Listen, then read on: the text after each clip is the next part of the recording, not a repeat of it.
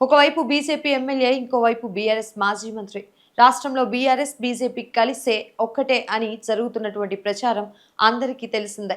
ఇది నిజమా కాదా అనేది పక్కన పెడితే, మంత్రి పదవి దక్కకపోవడంతో రాజగోపాల్ రెడ్డి కొంత అసంతృప్తిగా ఉన్న విషయం కూడా తెలిసిందే. ఇలాంటి సమయంలో ఆయన కేటీఆర్, పాయల శంకర్తో కలిసి భోజనం చేయడం ఆసక్తిగా మారిందని చెప్పుకోవచ్చు.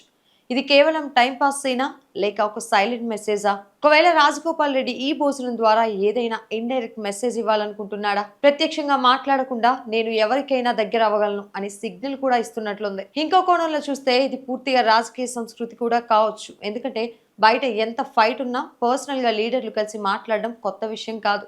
కానీ ఇక్కడ టైమింగ్ కూడా చాలా ముఖ్యం. ఇప్పుడే అసంతృప్తి వార్తలు వస్తున్న సమయంలో ఇలా కలిసి కనిపించడం, ఇది యాదృశ్చికమా లేక ప్లాన్ చేసిన మూవా? ఇంకా మరో డౌట్ ఏంటంటే, రాజ్ గోపాల్ రెడ్డి ప్రత్యర్థి పార్టీలతో రిలేషన్ మళ్ళీ బిల్డ్ చేసుకుంటున్నాడా? అంటే భవిష్యత్తులో ఏదైనా పొలిటికల్ మూవ్ కోసం గ్రౌండ్ రెడీ చేసుకుంటున్నాడా అనేటటువంటి అనుమానాలు కూడా వ్యక్తమవుతున్నాయి.